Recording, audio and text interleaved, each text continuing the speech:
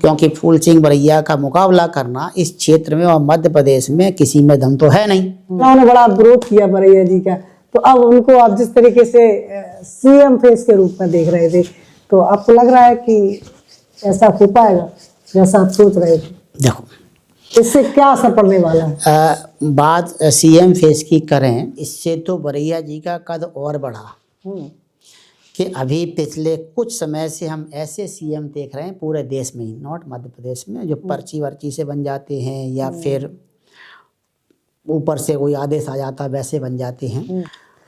फूल सिंह बरैया जी ने जो साहस को लेकर कह रहे, एक ऐसा आदमी जो किसी रिसर्च की बात करे कि रिसर्च से कोई चीज़ छन के आई है, किसी प्रोफेसर ने या स्कॉलर ने या किसी साइंटिस्ट ने कोई बात कही है कि समाज में जातिगत मतलब द्वेषता क्यों है, या गरीबी क्यों है, या महिलाओं पर अत्याचार क्यों है, या किसी वर्ग के खिलाफ ऐसा ही क्यों है, ये तरक्की क्यों नहीं कर पा रहे।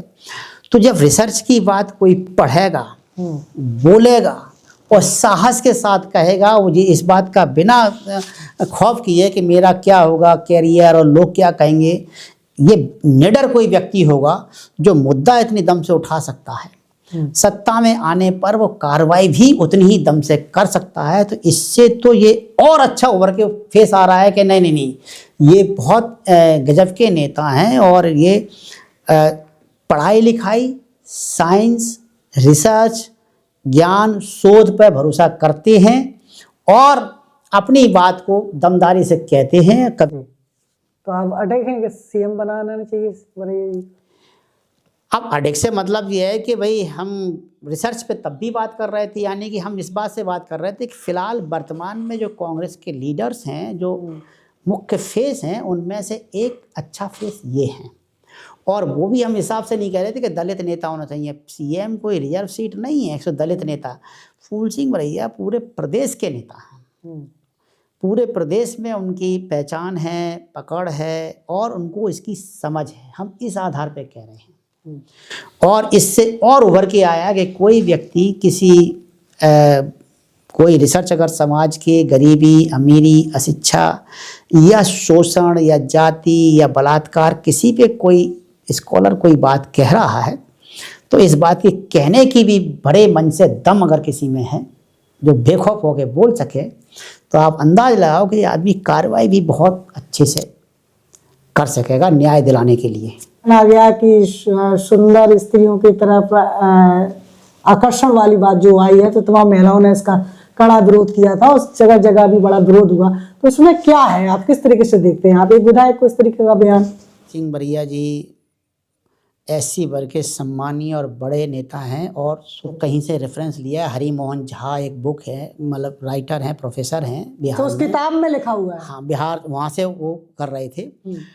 तो हुआ ये कि भाई किसी ने जब सवाल किया बलात्कार को लेकर, तो बलात्कार की जब हम किसी रिसर्च पे बात करते हैं तो एक बात आ रही थी कि कुछ बहुत सुंदर हों, बहुत अट्रैक्ट हों, बेसिक हों, कोई आदमी उसकी तरफ अट्रैक्ट हो गया, ये एक सामान्य बात हो सकती है। हम किसी सुंदर फूल, गार्डन, वस्तु, चीज़ें, यहाँ पर हम महिला को वस्तु नहीं कह रहे, मतलब ऐसे होते हैं, तो अट्रैक्ट हो गए, एक सामान्य बात है।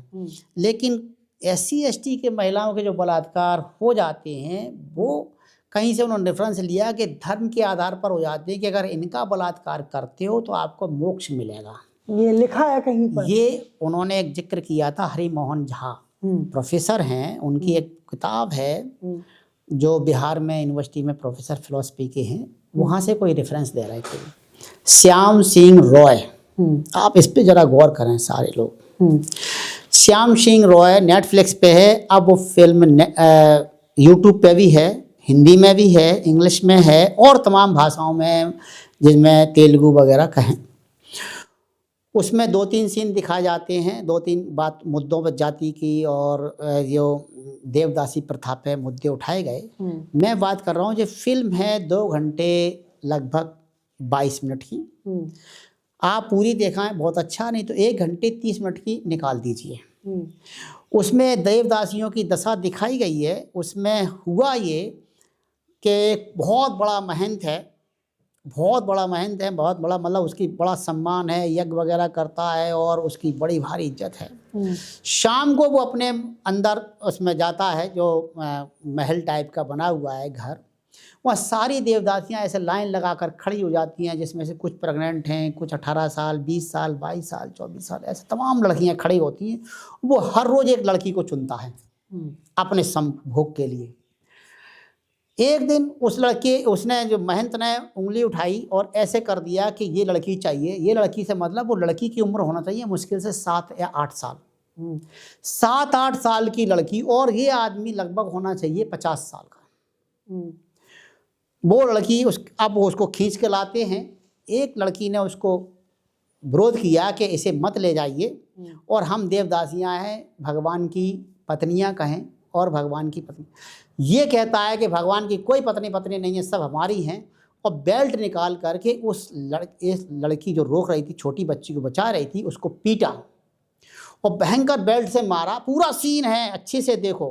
भारत सरकार ने सर्टिफिकेट दिया है, तब फिल्म चल रही है, ठीक है।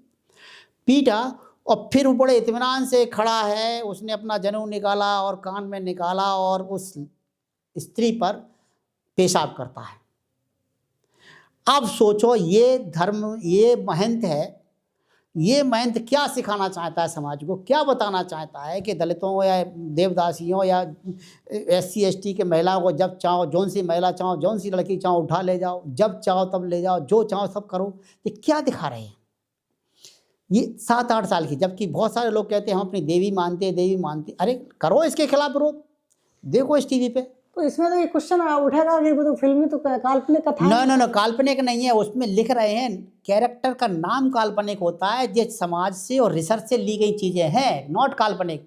तो ये कहानियाँ और ये जो लिए गए हैं जगह से, बात फिल्म की नहीं है, बात रिसर्च की है। हम रिसर्च की बात कर रहे हैं कि एक तरफ अगर पद्मावत की तरफ वो आदमी अट्रैक्ट ऐसे हुआ, और यहाँ पर सिर्फ धर्माधिकारी जो अपना अधिकार मानता है इन महिलाओं को, यही तो वो बरैया जी बोल रहे थे कि भाई जो SC ST की सामान्य महिलाएं, 8 साल की, 5 साल की, 4 साल की लड़की, 10-12 साल की लड़की, और ये लोग उनका बलात्कार कर देते हैं, ले जाते हैं। उनके अभी अंग या उनकी बॉडी भी डेवलप्ड नहीं हुई है। तो वो रिसर्च का रेफरेंस दे रहे थे, हम भी रिसर्च का रेफरेंस दे रहे हैं। वो फिल्म भी रिसर्च बनी है, उस पर सरकार ने कोई बैन नहीं लगा दिया कि मत दिखाओ, और जो गलत दिखा रहा है और कोर्ट में पेश नहीं कर दिया कि सबूत दीजिए। वो बाकायदा यूट्यूब पर है, श्याम सिंह रॉय, बाकायदा नेटफ्लिक्स पे है, तमाम भाषाओं में है, और अपने बता दिया कि 1.5 घंटे की निकालो, 1 घंटे 30 मिनट से देखना शुरू करो पूरी। फिर वो उस पर फोकस किया जा रहा था कि आखिर बलात्कार के रीजन्स कहाँ से उठते हैं SC ST महिलाओं को, जो बहुत सामान्य सी हैं। ये इस पॉइंट को देखें आप जी। और ये कौन सा बयान अच्छा है कि इस तरीके से कहते हैं कि कुत्तों जैसी हालत हो जाती है? बरैया जी का ये भी बयान आ गया कि कुत्तों जैसी हालत है, ना तो भौंक सकते हैं ना ही काट सकते हैं। आप शायद बाबा साहब के किसी कोटेशन का जिक्र कर रहे हैं MLA MP के संबंध में। हुआ ये कि एक जब माननीय दिग्विजय सिंह चीफ मिनिस्टर थे, उस समय SC ST के उत्थान के लिए कोई प्लान बनाया गया था। तो उसे प्लान फर्स्ट बोला गया था, एक्शन वर्ड कुछ और होगा। अभी प्लान 2 बनाया गया, तो उसमें बरैया जी को बोलने के आमंत्रित किया गया। तो उन्होंने एक जिक्र दिया कि हम SC ST के लोगों की तब ज़्यादा कुछ हो सकेगा जब बाबा साहब ने शायद 1932 में 1932 के आसपास सेपरेट वोट की बात कही थी कि SC ST के लोग ही SC ST को वोट डालें, बाकी नहीं। अब SC ST के जो लोग हैं वो अपना आदमी चुनेंगे तो वो ज़्यादा उनकी सुनेगा और उनके प्रति ऋणी रहेगा। ऐसा उदाहरण बाबा साहब ने दिया कि अगर मान लो ऐसा नहीं हुआ और ये लोग जब दूसरे जो जनरल कास्ट के या तमाम लोग इनको टिकट देंगे, फिर इनको प्रचार करेंगे, इनको चुनाव जिता करके लाएंगे, और तो ये जो SC ST के जो MLA हैं ये सब उनके ऋणी हो जाएंगे और इनकी हालत ऐसी हो जाएगी कि ये ऐसे कुत्तों जैसी हो जाएगी। एग्जाम्पल दिया तो उन्होंने एक मिसाल के रूप में, ऐसे एग्जाम्पल के रूप में लिया, ऐसी हालत हो जाएगी कि जो भौंकना तो मतलब काटना तो छोड़िए, भौंक भी नहीं सकते। हम्म, इसलिए वो ये बता रहे थे कि सेपरेट वोट क्यों ज़रूरी है। अगर सेपरेट वोट होता तो फिर ये उनके यहाँ वोट मांगने नहीं जाते, उनके ऋणी नहीं होते, इनका टिकट नहीं मांगते। ये बाबा साहब का वो था जी, बाबा उन्होंने- साहब का था। तो इस पे तो पूर्व मंत्री लाल सिंह आरजी का बयान आया कि इसमें कहीं ना कहीं SC ST के विधायकों का अपमान है या लोगों का अपमान है। अब असल में उन्होंने ये तो पहले तो या तो बरैया जी का पूरा भाषण सुना नहीं, और चलो उनका सुन लिया। बरैया जी पॉलिटिशियन हैं और वही पॉलिटिशियन है, इसी चंबल में दोनों लोग हैं।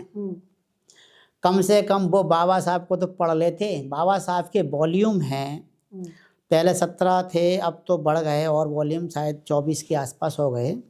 एक एक वॉल्यूम में उन्होंने एक एक बात कही है कि भाई ये कास्ट क्या होती है, हूँ शूद्रा क्या होता है, ऐसे करके हैं, और कास्ट एनाइलेशन करके है, जाति उन्मूलन पे है, फिर रिजर्वेशन को लेकर है, पाकिस्तान को लेकर की, ऐसे तमाम उन्होंने विचार व्यक्त किए हैं। वहाँ पर उन्होंने एक सेपरेट वोट क्यों होना चाहिए, तो सेपरेट वोट क्यों होना चाहिए, और ये नहीं हुआ तो क्या हो जाएगा। तो सेपरेट वोट इसलिए होना चाहिए कि हमारा आदमी हमारे वोट हमारे नोट से चुनेगा तो हमारी सुनेगा। अब ये आदमी हमारे वोट और हमारे नोट से सहयोग से नहीं चुनेगा, और जिन लोगों के नोट से और वोट से चुना जाएगा तो ये उन लोगों की तरफ कैसे रिएक्ट कर देगा, उनके खिलाफ कैसे बोल देगा। तब ये कहा गया कि इसकी हालत जो होगी एक ऐसे कुत्ते जैसी कि काटना तो छोड़िए, भौंक भी नहीं पाएगा। मतलब ये उनके खिलाफ अटैक करेगा, आंदोलन करेगा, विद्रोह करेगा, ये तो संभव ही नहीं है। ये तो उनके अत्याचार जो किए गए SC ST और दूसरे महिला या वर्ग पर किसी पर, उनके अत्याचारों के खिलाफ तो ये बोल भी नहीं पाएगा। ये वो बात चल रही थी। और रही बात यह है कि SC ST के MLA और जिनका नाम आपने लिया, पूर्व मंत्री महोदय, वो ऐसे उनके वीडियो मैंने भी सुना था, लग तो यूँ रहा था कि वो अपनी बात तो कह ही नहीं रहे, उनको पीछे किसी ने पुश किया और कहने के लिए बोला होगा, क्योंकि फूल सिंह बरैया का मुकाबला करना इस क्षेत्र में और मध्य प्रदेश में किसी में दम तो है नहीं, और वो ऐसे बोल तो सकते नहीं हैं। तो वो फिर उनने ये सारा ले लिया कि इस आदमी से ही कहलवा दें। तो वो SC ST का अपमान नहीं, बाबा साहब का एक उदाहरण दे रहे थे। उन्होंने जिक्र किया कि सेपरेट वोट क्यों होना चाहिए, अगर सेपरेट वोट नहीं होगा तो इन लोगों की हालत इस तरह से हो जाएगी। एक आशंका व्यक्त की। इस तरीके मंत्री मोदी जी के संबंध में चर्चा हो रही है। संसद में राहुल गांधी जी विपक्ष के नेता मुद्दा उठा रहे हैं फाइल्स को लेकर के, उनका जो नाम आया है उस पर। हाँ, एक जेफरी एप्स्टीन एक व्यक्ति हैं जो बहुत बड़े बिजनेसमैन हुआ करते थे। वो ह्यूमन ट्रैफिकिंग करते थे, लड़कियों का धंधा करते थे और अय्याशी कराते थे, और बड़े बड़े लोगों से वो संपर्क रखते थे। बड़े बड़े लोगों से संपर्क रखते थे। उनका अपना एक निश्चित टापू हुआ करता था, और जो हवाई जहाज से जा रहे हैं, जिसमें नेटफ्लिक्स पे एक वेब सीरीज डली हुई है, मतलब उनकी डॉक्यूमेंट्री, उसके 4 पार्ट हैं, हमने चारों देखे हैं। तो उस पर कैसे केस चल रहा है और क्या क्या, जो महिलाएं बच गई थी उन्होंने इंटरव्यू दिए हैं, उन्होंने खुद कहा है कि ये क्या करता था। अब तो वो सुसाइड कर ली या मर गया, ऐसा केस आया। तो उसकी फाइल्स में था कि कब कब कौन कौन लोग मिले और क्या क्या चीज़ थी। अब ये फाइल सत्य है असत्य है ये नहीं पता, लेकिन एक जिक्र चल रहा है कि 2017 में नरेंद्र मोदी जी PM साहब उनसे मिले और उनने पूछा कि ये बताओ ट्रंप को कैसे खुश करें। तो एप्स्टीन ने कहा कि भाई आप इजराइल जाइए और नाच गाना करिए, जिससे ट्रंप खुश हो जाएंगे। अब ये चूँकि बातें हैं, नेट पे हैं, चीज़ें हैं, जैसे हम लोग देख रहे हैं, इस पे दावा और स्पष्टीकरण या पुख्ता सबूत तो ऐसे नहीं कह सकते, लेकिन हाँ ऐसा जिक्र आया है। और ये क्या जिक्र है और इस पर भारत सरकार को या उनको देखना चाहिए, क्योंकि इससे देश की छवि तो ख़राब हो रही है और PM साहब की तो है ही। तो इसमें ये नाम आया है। और वो जो अय्याशी करता था, जिसमें जब तुम आप नेटफ्लिक्स पे देखोगे तो उसमें एक लेडी ने नाम दिया है कि एक लड़की 12 साल की भी थी, यानी कि 12 साल 14 साल 16 साल नाबालिग लड़कियों की भरमार होती थी। और इतना गिरा और नीच आदमी था। तो ये लोग विपक्ष के पूछ रहे हैं। सुप्रिया श्रीनेत ने भी एक इंटरव्यू दिया या वीडियो डाला है, उसमें भी मैंने सुना, और भी लोगों ने जो यूट्यूबर्स हैं, पत्रकार हैं, इस फाइल को लेकर के और मेल को लेकर के बहुत वीडियोस बनाए हैं। तो ये चल रहा है, हमने भी बस नेटफ्लिक्स से देखा है, तो वहाँ तो नाम नहीं था सीएम पीएम साहब का नेटफ्लिक्स पे जो वेब सीरीज़ है, लेकिन हाँ मेल दिखाया गया है कि इतनी तारीख का मेल है और उस मेल में इनका नाम आया है। तो इतने घिनौने आदमी के साथ पीएम साहब का नाम क्यों है? एक सामान्य सा सवाल है, इस पर जवाब देना चाहिए। बिल्कुल। तो हम तमाम मुद्दों पर चर्चा की है। जुड़े रहिए आपकी जन अदालत न्यूज़ पर। इस पॉडकास्ट को वहीं समाप्त करते हैं और तमाम जो सवालात रखे हैं, तमाम ऐसे वो बयान दे दिए हैं बरैया जी को लेकर के। अब देखना है होता क्या है आगे। फिर किसी बड़ी शख्सियत के साथ आपकी जन अदालत न्यूज़ पर फिर हाजिर होंगे। तब तक के लिए नमस्कार, बहुत बहुत धन्यवाद।